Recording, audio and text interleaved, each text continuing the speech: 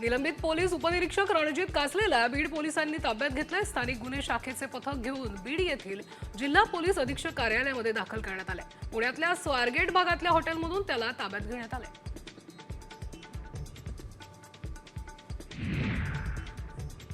धनंजय मुंडेंच्या कंपनीतून निवडणूक काळात 10 लाख रुपये दिल्याचा खळबळजनक आरोप आता निलंबित पीएसआय रणजित कासलेंनी केलाय। वाल्मिक कराडच्या एन्काउंटरचे आदेश दिल्याचे पुरावे असल्याचंही त्यांनी म्हटलंय।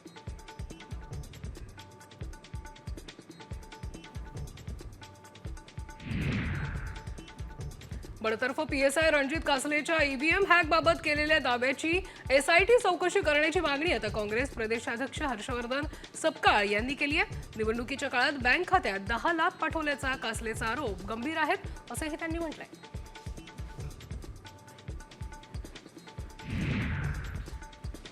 बीडमध्ये घटत असलेल्या घटना अतिशय गंभीर आहेत। बीडच्या गुंडांवर वचक बसवण्यासाठी अजून काम करण्याची गरज आहे अशी प्रतिक्रिया आता चंद्रशेखर बावनकुळेंनी दिली आहे। बीडमधल्या महिला वकिलाला मारहाण प्रकरणावरून आता तृप्ती देसाईंनी उपमुख्यमंत्री अजित पवारांवर जोरदार हल्लाबोल केलाय।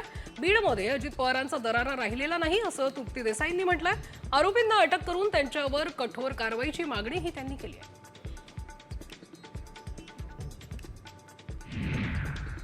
हिंदी सक्ती विरोधात मनसे चांगलीच आक्रमक झाली। आम्ही हिंदी नाही अशी भूमिका घेत मनसे आता मराठी जागर परिषद भरवणार आहे। राज ठाकरेंच्या उपस्थितीमध्ये झालेल्या बैठकीत हा निर्णय घेण्यात आलाय।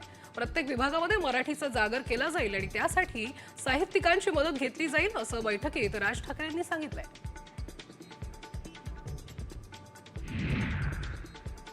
शाळेत हिंदी भाषा सक्तीवरून ठाकरे गटाचे खासदार संजय राऊतांनी भाजपावर हल्लाबोल केलाय। मोदी शहांना इंग्रजी येत नाही म्हणून हिंदी लावण्यात येत आहे असं म्हणत राऊतांनी भाजपला टोला लगावलाय। तर हिंमत असेल तर आंतरराष्ट्रीय शाळेमध्ये मराठी सक्ती करून दाखवा असंही राऊत म्हणाले।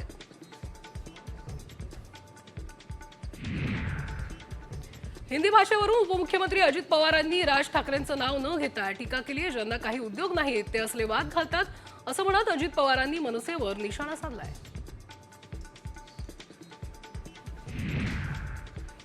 मनसेनं दादरमध्ये हिंदी भाषेच्या सक्तीविरोधात बॅनरबाजी केली आहे। आम्ही हिंदू आहोत पण हिंदी नाही असं राज ठाकरे यांचं वाक्य बॅनरवर लिहिण्यात आलंय। हिंदीची सक्ती महाराष्ट्रात खपवून घेतली जाणार नाही असा थेट इशारा मनसेनं दिलाय।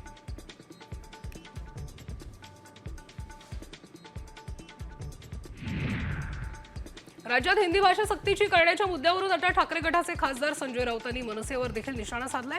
राज ठाकरेंच्या पोस्टची स्क्रिप्ट सागर बंगल्यावर लिहिली गेली आहे का असा सवाल राऊतांनी केलाय।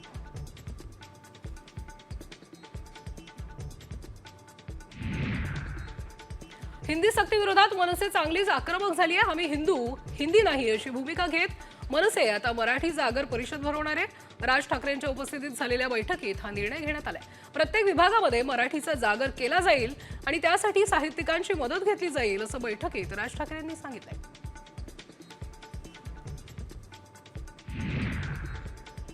सातत्यानं वादग्रस्त विधानं करून चर्चेत राहणारे कृषी मंत्री माणिकराव कोकाटेंना आता मुख्यमंत्र्यांनी चाप लावण्यास सुरुवात केली आहे। कृषी विभागातील बदल्यांचे कोकाटेंचे अधिकार फडणवीसांनी स्वतःकडे घेतलेत आणि त्यामुळे माणिकराव कोकाटे यांचे पंख कापण्यास मुख्यमंत्र्यांनी सुरुवात केल्याची चर्चा आता राजकीय वर्तुळात सुरू आहे।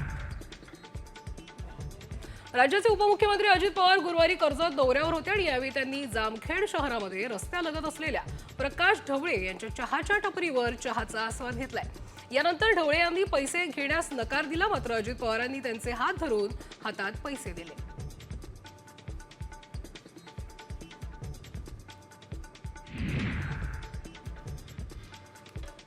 भगवानगडाचे महंत नामदेव महाराज शास्त्री यांच्या वक्तव्याचा वारकरी संप्रदायाचे भागचंद महाराज यांनी जोरदार समाचार घेतलाय। राष्ट्रसंत भगवान बाबांच्या चरित्रात कुठेही काठी लागल्याचा उल्लेख नाहीये असं भागचंद महाराज यांनी म्हटलंय। भगवान बाबांच्या काठीमुळे कुणाचेही नुकसान झाल्याची नोंद नाहीये असंही देखील त्यांनी म्हटलंय।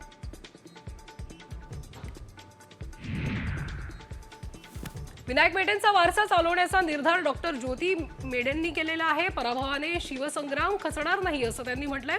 शिवसंग्राम भवनामध्ये त्यांनी कार्यकर्त्यांना मार्गदर्शन करताना स्थानिक स्वराज्य संस्थांच्या निवडणुका ताकदीने लढण्याचं आवाहन केलंय।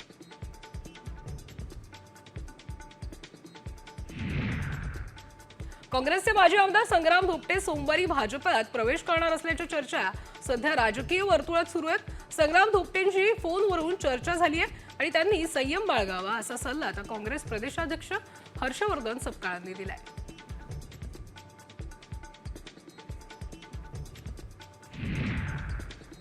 उपमुख्यमंत्री एकनाथ शिंदे सातारा जिल्ह्यातील दरे गावामध्ये सुट्टीसाठी आलेत। गावी आल्यानंतर त्यांनी गावात केलेल्या शेतीची पाहणी केली।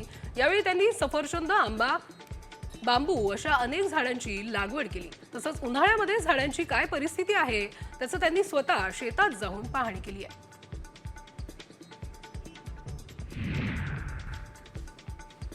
सुप्रीम कोर्टाचा आदेश राष्ट्रपतींना लागू नाहीये अशी महत्त्वाची टिप्पणीही उपराष्ट्रपती जगदीप धनखड यांनी केली आहे। राज्यपालांनी पाठवलेल्या विधेयकांवर राष्ट्रपतींनी 3 महिन्यांच्या आत निर्णय घ्यावा असं सुप्रीम कोर्टानं म्हटलंय। त्यावर आपण कुठे चाललोय, देशात हे काय चाललंय असा सवालही त्यांनी विचारलाय।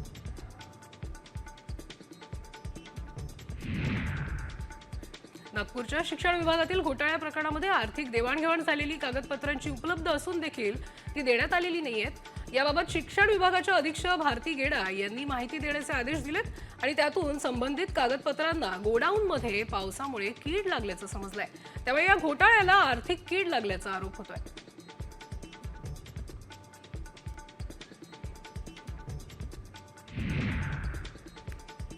शिक्षण उपसंचालक उल्हास नरळ यांना आता सायबर पोलिसांनी चौकशीसाठी ताब्यात घेतलंय। शालार्थ आयडी घोटाळ्यामध्ये सायबर पोलीस ठाण्यात गुन्हा दाखल झाल्यानंतर नरळ यांची चौकशी करण्यात येते। शालार्थ आयडी बनवताना आयडी पासवर्डचा गैरवापर झाल्याची तक्रार करण्यात आली होती। नागपूर शिक्षण घोटाळा प्रकरणामध्ये आणखीन एकाला अटक करण्यात आली आहे। महेंद्र भाऊराव म्हैसकर असं अटकेतील आरोपीचं नाव आहे। तो गोंदिया जिल्ह्यात शिक्षक म्हणून कार्यरत होता। तो बनावट कागदपत्र तयार करून प्रस्ताव तयार करायचा।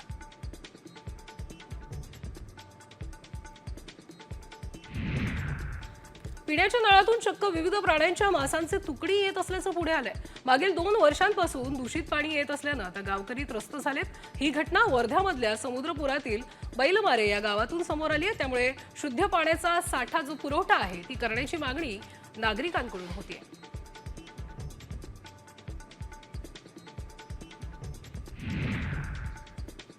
ताडगोळे सांडपाण्यामध्ये धुवून ते विक्रीसाठी ठेवल्याचा प्रकार आता खेडमध्ये घडलाय। खेड तहसीलदार कार्यालयासमोर गटारात हे ताडगोळे धुवून ते विक्रीसाठी ठेवणाऱ्या परप्रांतीय विक्रेत्याविरोधात गुन्हा दाखल करण्यात आलाय। अल्लाउद्दीन शेख असं या विक्रेत्याचं नाव आहे। पुण्यातील भिडे पूल वाहतुकीसाठी बंद करण्यात आलाय। पुढचा 1.5 महिना हा पूल वाहतुकीसाठी बंद असेल। मेट्रोच्या पादचारी पुलाचं काम सुरू असल्यामुळे भिडे पूल जो आहे तो बंद करण्याचा निर्णय घेण्यात आलाय। पुणेकरांची गैरसोय टाळण्यासाठी आता वाहतूक विभाग पर्यायी मार्ग खुले करणार आहे।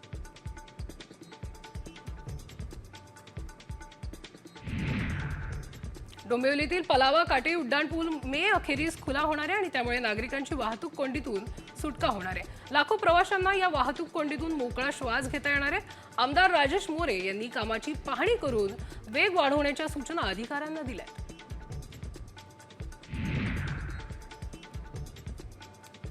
समृद्धी महामार्गावरून मे पासून सुसाट प्रवास करता येणार आहे आणि यामुळे मुंबई ते नागपूर केवळ 8 तासामध्ये प्रवास करता येईल। समृद्धी महामार्गाच्या इगतपुरी ते ठाण्यातील आमने या शेवटच्या टप्प्याची कामं पूर्ण झाली आणि त्यामुळे मेच्या सुरुवातीला हा मार्ग खुला होण्याची शक्यता आहे।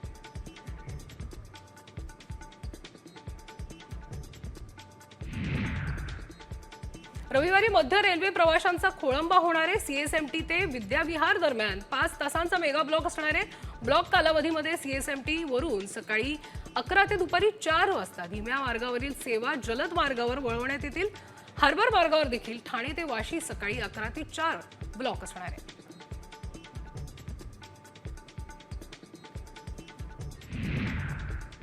राज्यातील शिक्षकांनाही आता ड्रेस कोड लागू करण्यात येणार आहे आणि या संदर्भात शिक्षण मंत्री दादा भुसेंनी सूतोवाच केलेला आहे। यासाठी सरकारकडून निधी उपलब्ध करण्यासाठी हालचाली सुरू करण्यात असल्याचे दादा भुसेन यांनी सांगितलेले आहे। त्यामुळे आता विद्यार्थ्यांबरोबर शिक्षकही गणवेशात दिसणार आहेत। एमपीएससीची परीक्षा 1 महिना लांबणीवर गेलेली आहे। महाराष्ट्र लोकसेवा आयोगाकडून नवं वेळापत्रक जाहीर करण्यात आलं असून मुख्य परीक्षा आता 27, 28 आणि 29 मे या कालावधीत होणार आहेत. यापूर्वीच्या नियोजनाप्रमाणे ही परीक्षा 26 ते 28 एप्रिल या 3 दिवसांच्या कालावधीमध्ये होणार होती. नांदेडच्या भोकरमधील पोमनाळा या गावामध्ये भीषण पाणी टंचाई निर्माण झाली आहे. विहिरीतील पाणी काढण्यासाठी ग्रामस्थांना आता मोठी कसरत करावी लागते.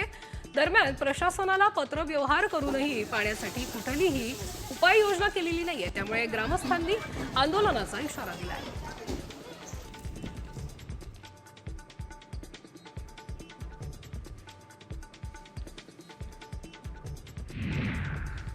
पुणे, सोलापूर आणि नगर जिल्ह्यासाठी जीवनदायिनी ठरत असलेल्या उजनी धरणातील पाणी साठ्यामध्ये आता झपाट्याने घट होत आहे.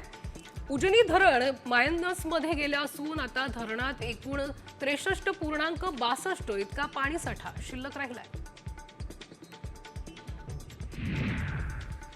छत्रपती संभाजीनगर शहरातील पाणी प्रश्नावरून आता शिवसेना उद्धव ठाकरे गट आक्रमक झालेला आहे. आजपासून लबाडांनो पाणी द्या या आंदोलनाला सुरुवात झालेली आहे. आंदोलनाच्या सुरुवातीलाच छत्रपती संभाजीनगर शहरात जाणाऱ्या सर्व प्रमुख रस्त्यांवर तोरण बांधत रास्ता रोको आंदोलन करण्यात आलं. धाराशिव जिल्ह्यातील उमरगाव, लोहारा, धाराशिव, वाशी या 4 शहरात 5 ते 10 दिवसात एकदा पाणी पुरवठा होता. ढिसाळ नियोजनामुळे आता भर उन्हाळ्यात पाण्यासाठी नागरिकांना ताटकळत बसण्याची वेळ आली आहे.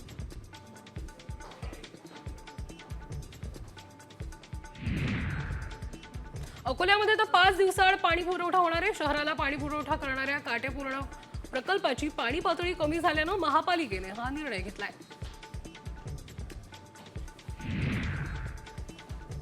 ठाणे पालिकेनं सर्व सर्व्हिस सेंटर्सला आता नोटिसा बजावत 10 जून पर्यंत वाहनं धुण्यास मनाई केली आहे. 40 ते 50 सेंटर्समध्ये दररोज लाखो लिटर पाणी वाहून धुण्यासाठी लागतं आणि तशा धरणांची पातळी खालावली आहे. त्यामुळे पाण्याची नासाडी थांबवण्यासाठी नोटीस बजावण्यात आली आहे.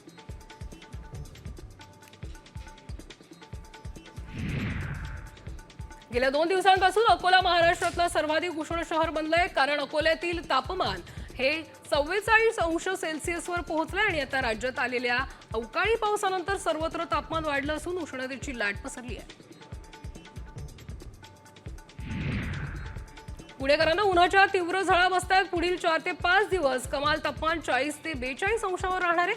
22 एप्रिल नंतर आता तापमानामध्ये किंचित घट होण्याची शक्यता वर्तवण्यात आली आहे. पुढील काही दिवस मध्य महाराष्ट्रामध्ये उष्ण आणि दमट वातावरणाचा इशारा देण्यात येणार आहे. विदर्भातील सर्व जिल्ह्यांमध्ये उन्हाचा तडाखा वाढणार आहे. तापमान पारा 44 अंशाचा वर जाण्याची शक्यता आहे. अकोल्यामध्ये सध्या पारा 44च्या पार आहे. विदर्भामध्ये पुन्हा सूर्य आग ओकणार असल्याची लक्षणं उद्भवण्याचा अंदाज आता हवामान विभागाकडून व्यक्त करण्यात आला आहे. यवतमाळ जिल्ह्यामध्ये गेल्या काही दिवसांपासून उष्णतेची लाट पसरलेली आहे. गुरुवारी यवतमाळमध्ये 43.4 अंश सेल्सिअस नोंद करण्यात आली आणि या वर्षातील आतापर्यंतचं उच्चांकी तापमान ठरलंय. शहराबरोबरच ग्रामीण भागातील उन्हाळी झळा आता तीव्र झाल्या.